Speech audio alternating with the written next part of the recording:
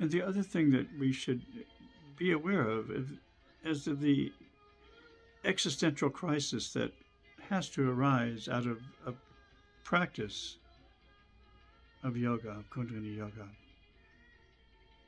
The personality construct that you relate to as yourself, and is that you start to peer through the seams of this conditioned mind space, and you start to see the frailness of it, the inferior,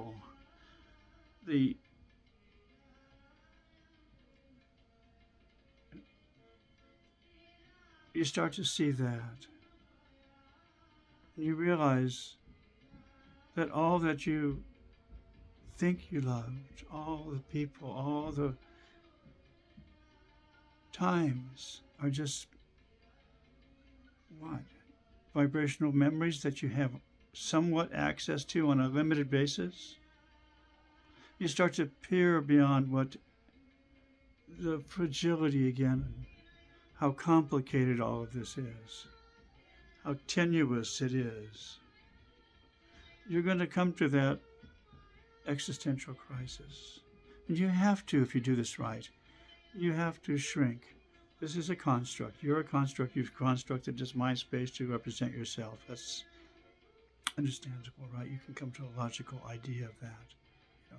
But you have to disappear. You have to let it, it's just all gone anyway. Where's the attachment?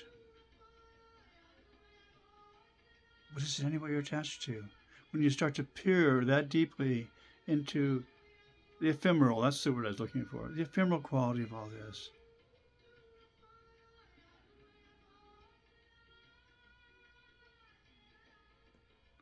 You have to find that point, bindu point, of self-awareness.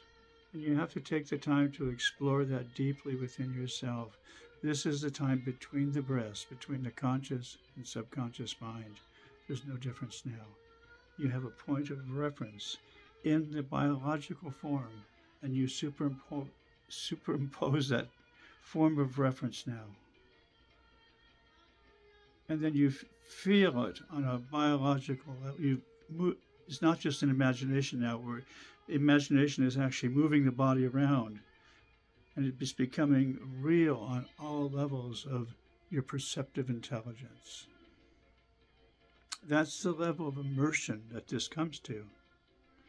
The only way this level, this bindu point of consciousness can find a way, it has to disappear. And what's left? The wiring stays the same. The sublimation of consciousness into the biological form stays the same. It realigns the image of who you are into the subconscious mind and allows you to go into deep meditation. That's where you're going with this. You're going into your own biological, psychological framework here and starting to find a reference point that you can examine yourself. And that's all that's going on. We're examining ourselves, exploring our own. What are the limitations? What could be? Are we actually believing the story we're telling us of Kundalini Yoga and Shiva? And what's holding us back? Why wouldn't that manifest? Why wouldn't that total energy, if you can imagine it and have a relationship with it, why wouldn't you?